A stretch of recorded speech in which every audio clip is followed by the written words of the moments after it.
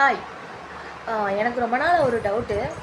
அத பேசுறதுக்கு சந்தர்ப்பமே கிடைக்கல. ஆனா, எனக்கு இப்போ சந்தர்ப்பம் கிடைச்சிருக்கு. அதனால நான் பேசுறேன். அது எப்படி லவ் பண்ணச்சில மட்டும் விடிய விடிய விடிய பேசுறீங்க?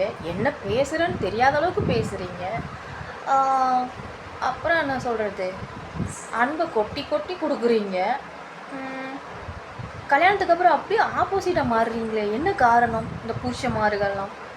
ஆ நாங்க மட்டும் லவ் பண்ணச்சில அப்படியே இருந்ததுலேருந்து அதிகமா தான் அன்ப கொட்டுறோமே தவிர, குறையவே இல்ல. ஆனா, இந்த புருஷன்மார்களுக்கு மட்டும் ஏன் அன்பு குறைஞ்சிருது?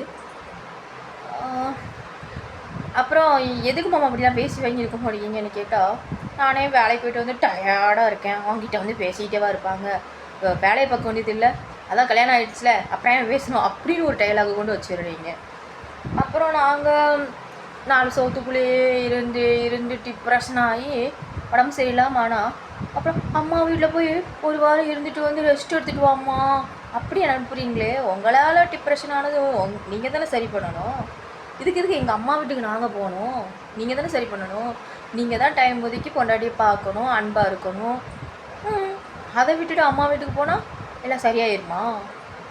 அட்வைஸ் பண்ணுறவங்க இதையும் சேர்த்து அட்வைஸ் பண்ணுங்க சரியா?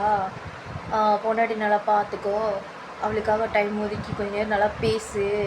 பேசி வாங்கி இருந்தாலே பாதி நோய் போயிடும் தெரியுமா? மருந்தை விட பேசி வாங்கி இருந்தா. அந்த அட்வைஸ் பண்ண மாட்டிங்களா? அம்மா வீட்டுக்கு அனுப்பிவிட்டா எல்லாம் சரியாயிருமா? என்னப்பா நியாயம் இது? எனக்கு ஒன்றுமே புரிய மாட்டேங்குது. உங்களால் வந்ததை நீங்கள் தான் சரி பண்ணணும் சரியா?